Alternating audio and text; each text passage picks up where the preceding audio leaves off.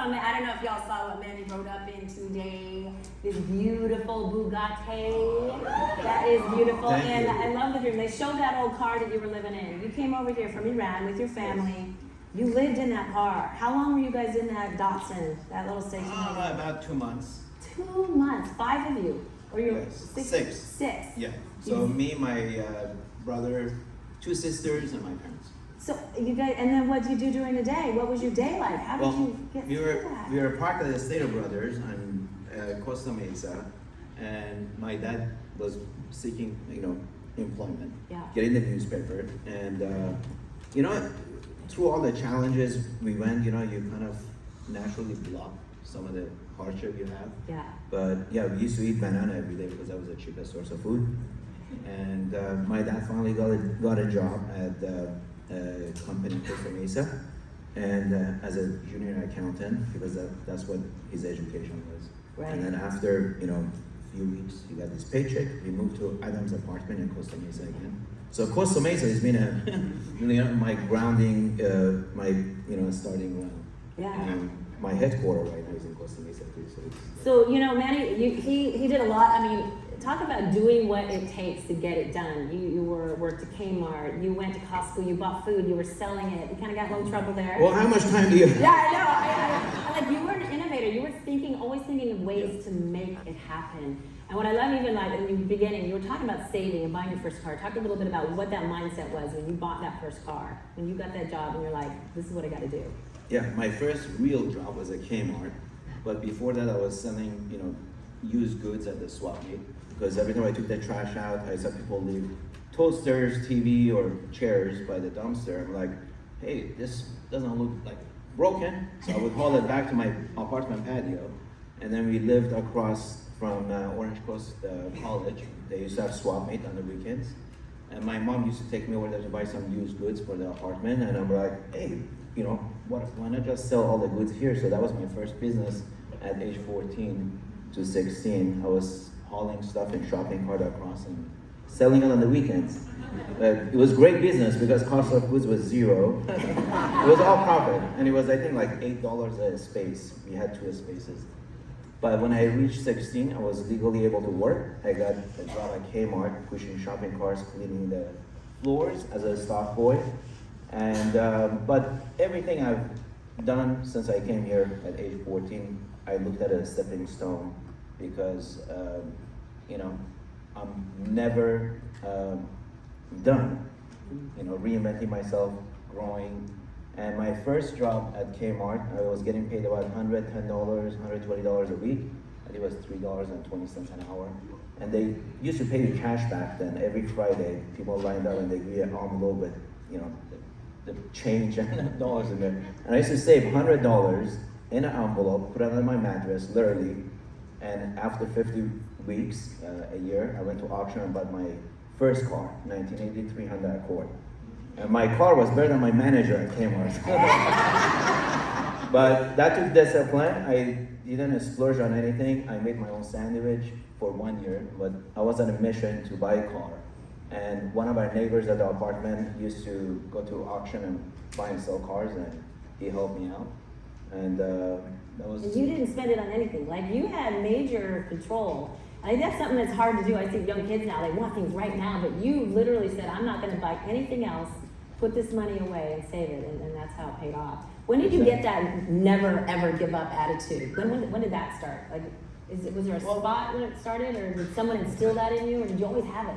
Were you hungry? Well, because how we came to America, my dad left Iran 2 weeks before my 14th birthday. When you reach 14, they basically automatically draft you to army. Back then was Iran and Iraq war. And he lost a couple of his brothers in the war, and he didn't want me, to get injured or potentially die at the war. So 2 weeks before my 14th birthday, my dad decided to leave the country, and we left the house, we left everything, and we came here. So that automatically put a lot of pressure on me. I had to grow up to become a man in short order. And I drove, that drove me basically to get motivated. I felt obligated to pay back and become successful. And he hasn't worked for 25 years. Oh, I love that.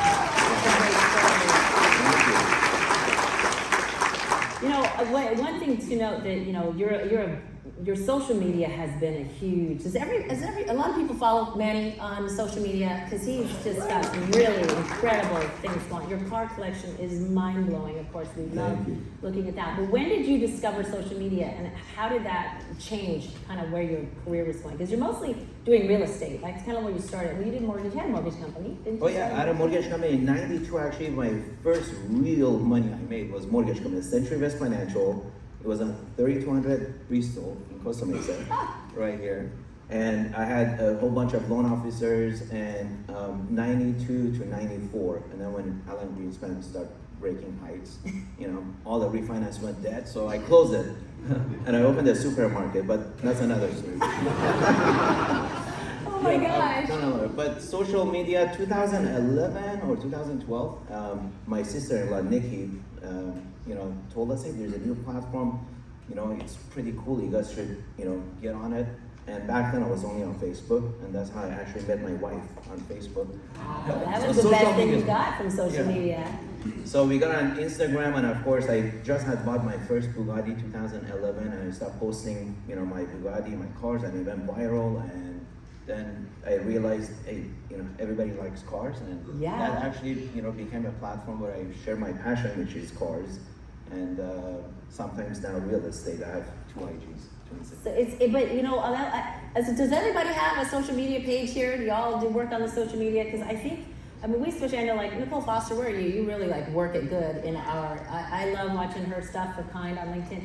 I mean, social media is it. If you don't have a social media presence, where are you? What do you think you are in success? Is how that rates success versus not having one versus not having one? Well, nowadays, you know, everything's about branding. Your online identity has to be in line with what you do in occupation, and everything in life is sales. So if you don't have social media and you're not really marketing yourself like your other peers, I think you're falling behind and losing, you know, opportunities. Right. Is there now there's a formula too. I think I mean, I know I'm so inconsistent. Sometimes I'm really good for a whole week and then I'm not for a week. But really, consistency is key, wouldn't you say? Absolutely, absolutely. Because, you know, engagement is very important because your audience want to be heard. You got to really engage with your followers. You got to give back and provide value. If you don't provide value, you know, I can just post my cars and watches, but that's only going to, you know, grow my social media so far. But if they see I'm giving them actually motivation, business tips, then they'll engage you more. Yeah, so and share. Every day, right? Is it every day? Is there a better day to post? Is there one day better than the other? Is there a time of day? Do you know any of that stuff? Like, well, I have, you know, if you go on Instagram, it tells you which hours of the day each week is your most active. So usually I have a team now, obviously, because I have so many platforms. I have the Instagram, we got TikTok, Facebook, YouTube, LinkedIn, and I think I have 8-9 million followers between all platforms. And so I have a team of marketing that handles it. But 9 a.m. is usually when they post. Yeah. And of course I approve all the content, but it's become it's wholly part of it now. You know? It's a team. It is. It's nice to have a team. If you can have a team, I mean it's bonus because it is hard. It's a lot of work throughout the day. Like if you've got so much work already you're doing, and you're thinking, I got to get these posts onto, and I got to put stuff on social media, and it is like your own built-in marketing. Like if you can't afford a marketing team, that's your marketing right there. Really, I think it's really important. But yeah, a lot of people buy followers, and they, you know. Yours has been pretty organic. What are you, like 3.2 million now, right? On Instagram, yeah, and you know, you got to put in the time. If you engage and like and share and respond to people, they recognize it. This 3.2, we can show right there. There's his page. If you haven't seen it, oh, there it is over there. If you haven't followed him, there we get another 800 people, followers today, or however many you have. And then, okay, so let's talk a little bit about your tips for success. You know, obviously you've had a really good success. You went from living in that car to having 4 Bugattis. I think there's a really good line of success that happened there. But you know, you're never give up. That's one of your things right there on the front of your page. Never give up. You went from living in this car, now you're in the fast cars.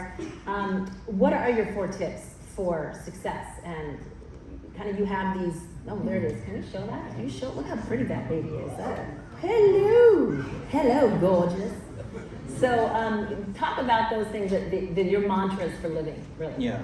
Well, in my opinion, if you want to grow, you got to constantly reinvent yourself. You got to self-improvement is the key. You have to also believe that you can do it, right? Because a lot of people do give up. If you believe you can do it, you won't give up. And also you got to take risks, but you got to take calculated risks. So for me, it's commercial real estate, all kinds of real estate I've been doing since 1992. And as I've learned and failed in many different investments, I've pivoted and improved my skill. And lastly, you got to make sure you're persistent, because persistence wears down resistance. Yes, that's a good sales. And consistency is key. There's other traits that obviously help, like exercise has been huge for me. I remember the first 2 things I bought at the swap meet was dumbbells. And they paid 50 cents. It was For 20-pound dumbbells, yeah. So I started working out because, to build your self-esteem and confidence so you don't give up, the first thing you can do is your body. If you improve your body, you look in the mirror, and you don't see a pussycat, you see a lion, then you don't give up. No pussycat! But it takes time, right? Yeah. So, persistence, be consistent, and surround yourself with like-minded people, more successful than you, potentially older than you. I've always had older friends because I wanted to always learn, right? Is that why you're friends with us? Yes. We're old. Well, a lot of you guys don't know, but I bought their old home. And you improved it beautifully. I thank gosh you're on Instagram. I can see what you've done to the house. It's lovely. I think it's really fun. But then you also have the top 4 for mindset tips: changing your perspective, believe you're in control, be open to calculated risk, and avoid analysis paralysis. I think don't overthink it. Here's the problem: people get stuck on overthinking, and they have a fear of pulling the trigger.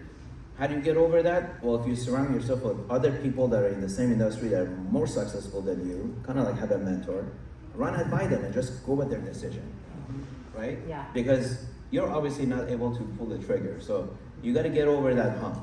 And a lot of people get stuck in that phase. And for example, buying their first home, they say, "Oh, it's not the right time," and it was 10 years they're paying rent, they haven't bought a home yet. Yeah. Right. So that's And then as far as like your perspective, what's the perspective when you change that? How have you changed your perspective over the years? Well, working out, how I look at myself in the mirror, like we were talking about. I'm not a pussycat. I'm not the skinny boy that I came here, I didn't speak English. I improve myself, and also how I look at life, right? So those come over time, but it's very difficult. But you have to be ready to reinvent yourself and be open to change and get out of your comfort zone. I like that. Believe you're in control. Believe you are. No one else in control, right? It's you. You're the captain of the ship. You are the lion of the jungle. And calculated risks. Talk about calculated risks. You make a lot of investments, real estate and other things. But what is that for you? Well, calculated risk for me is buying something that I know I can add value. Okay, market may go down, but that's the risk I'm taking. That's calculated risk, because you're not speculating I'm going to buy a property and the rent's going to keep going up, but I'm buying something that I can actually improve. Example of that is, I bought a shopping center that was 60% occupied. The owner owned it for 30 years, and he was trying to lease it to himself, and didn't want to pay leasing broker. So he had this small little sign there. So I bought the property. It was a CVS anchored center.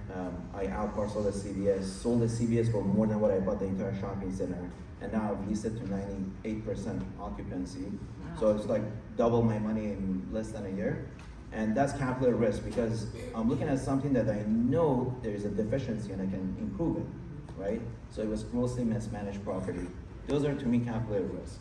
If you buy real estate and say, okay, it's going to go up because real estate has gone up 8% a year, whatever the statistics is, that's a speculation. But if you look at something that you clearly can identify, you can add value, then you're taking a calculated risk. I like that. All right. What about your day? Because I know I texted you this morning and you were already up at like 4 o'clock. Or what do you get at? What's your morning like? Because I think a success also starts with how you start your day. And you hear that the admiral that talks about does everybody make their bed in the morning? Do y'all make your bed? I think that is the first step to success. That's what I started my kids doing really young. Like, make your bed. don't care if you got a nanny, make your bed. You make your bed. So how's your morning? Well, I've been an early bird for many, many years. To me, it gives me a head start. I get up about 4:30 in the morning. I do have properties in 4 different states. They're a few hours ahead, so I start getting emails early from my property managers and tenants. And that gives me time, I have 3 cups of coffee by 7 a.m. So I watch the news, I kind of look at my calendar for the day, I move things around based on emails that came in, prioritize my day, and then I'll hit the gym downstairs in my garage, your garage. Your garage. New and improved garage. Yeah. Beautiful. I work out for about 20 minutes. I do circuit training. I'm not trying to build my body, I'm trying to maintain it, and I work out for my mindset, not for my muscles. And then I hit the sauna, and then a cold shower, followed by that. And the plunge. I've seen you do the cold I have the plunge, but now my wife's complaining because every time I use a plunge I bring a lot of water in. And she's yelling, "Mom, stop!" Now I just turned the cold shower on.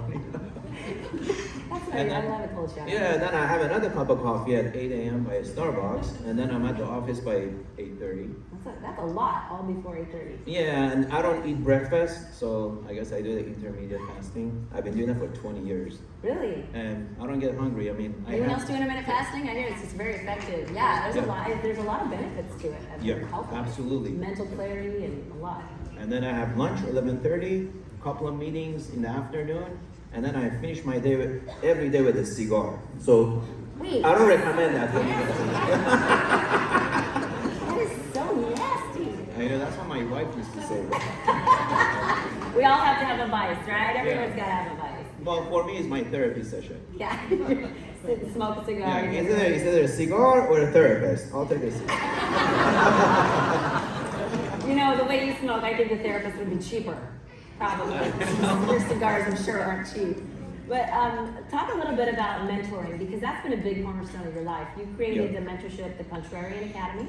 Correct. That is Yeah. mentorship. So talk about how important it is, because Glenn really emphasizes that a lot in his book, of how mentors really helped his trajectory throughout his life and how important mentorship is. Did you have a mentor that helped you in your life? Yeah, so when I had the supermarket, Mr. Dave Williams was my landlord, and I was struggling paying the rent, and I'm working 7 days a week, 18 hours a day. So he told me one day, he goes, "When you get rid of the supermarket, come see me, because the amount of effort you put in this, you should put in real estate." And that was 1998 when I sold it, and then I called Mr. Williams. So he sent me, he's one of his top brokers, and that was kind of my mentor in real estate. But back to Contrarian Academy, it's my way of giving back. I feel like, life is a short journey, and I want to leave something behind and have others also succeed using my strategies, share my failures. I've had plenty of those in real estate as well. And so I curated this program. It's Contrarian Academy. It's 2 levels, and then I have the Society, which is a higher caliber program. And honestly, it doesn't make me millions of dollars. It makes a little bit of money, but I have a big team, it has expenses. But what I feel the best is when I get the email from my student and says, "Hey, I just closed on my deal." I obviously held their hand, they're in due diligence, help them with my resources, financing, what have you. And I love it. I mean, I have several of the students that made multiple millions of dollars coming through my program for the past 2 years. And that to me is the most gratifying. Yeah. So I think any of us can attest to when you influence someone young and hungry that goes out and takes what you've given them and makes something of themselves. It's probably one of the most rewarding things you can do. Besides money or charity, just giving your time and your expertise to someone, I think that is such a valuable asset to do. Let's talk a little bit about your cars. Cars? Kind of like your cars. So tell me about the first. Thank God my wife is in here. I know. She went through the bottle at me. Yeah, is that your hobby? She's like, Manny, not another one. It's an expensive hobby. Did she get a handbag for every car or what? Pretty much. Yeah. I had to make that deal, otherwise, So what was the first car? I mean, you got obviously the car that you saved up for, but what was your first, when did this happen? Oh, the Bugatti. My Yeah. first Bugatti was 2011, and of course I applied, the same concept I do to real estate. I like to buy value add, something that it's going to be a good investment because at these prices, you got to make sure it's a good investment, right? And 2011, I bought it. It was basically a bank-owned Bugatti. I paid I think 680,000, and I ended up selling for $1,050,000 2 years later. Yeah, That's a so nice I think I profit on have a 6 or car. 7 Bugattis. I've bought 3 and sold them for profit, and then currently I have the Bugatti Chiron and a Bugatti Vitesse and a Bolide on order. I don't know if you guys know anything about cars, but Bugatti Bolide, there's only 40 of them. And it's the fastest car, 304 miles an hour. What, the car? Yeah. It's Where do you basically a drive plane that? on wheels. I can get to work so fast. Yeah. Well, it's not a street legal, but you need an airstrip to do it. But they do have a speed limiter on it, but they did test the car. It does 304 miles an hour. That is jet speed. Yeah, but cars to me is my passion, and I've always, how I got into it. I used to live in Corona Del Mar at Spyglass Hills, and my neighbor Armin Gugasian used to own the Newport Autosport, where he sold a lot of Ferraris and Lamborghinis. And every weekend, I see a lot of red Ferraris getting detailed. So I became friends with him, and he told me about, the legacy behind each brand, Enzo Ferrari, Ettore Bugatti, and all these things. And I kind of start, falling in love with the history of each car. Yeah, they do have a history. Yeah, my first actual supercar was an F40. I bought it for $325,000. I just got my dealership license, and I didn't have a garage liability. So I paid $325,000. It's 2005, and on the second time I drive the car, I hit a tree. What? Because I didn't know how to drive it. It's an analog car. I didn't warm up the gearbox, and so that car right now is $4 million. Just to put things in perspective. So there are good investments. Oh my But, God. and I didn't have insurance, so So these are what I teach in my mentorship. Don't buy a car. So funny story. I put the ad in Craigslist. I don't know where. A Ferrari chat portal that have F40 parts. Mm-hmm. And a guy out of Oregon called me. He wrote me a check for $141,000 for all the spare parts because the car got decimated. But it hurt. My ego was bruised. My ego was bruised. I'm like, this is like an iconic Ferrari. So F40 is the last car that Enzo Ferrari was involved before he passed away. So that's why the next car was called Enzo Ferrari. So F40 is really the granddaddy of Ferraris that Enzo Ferrari was involved. So I'm like, it's a great investment. I gotta buy another one. But the prices start going up. 8 months later, I found one that's relatively low versus the other listings. Relatively. I'm like, okay, this is a good deal. It was like 100,000 more. So I called the guy and I said, any stories with the car? He goes, no, it's perfect condition. It's just the previous owner didn't know how to drive. And he bent the wheel axle. So he just had the fender bender. And I'm like, okay, so I pull the Carfax, it's clean, of course, because I didn't have insurance, it's not reported. So, and then I checked the VIN. God damn, it's my old car. I told the guy. I told him, hey, this is my old car. And he hung up, took the ad down. So anyway, make sure you have insurance. That's a good lesson. Oh my God.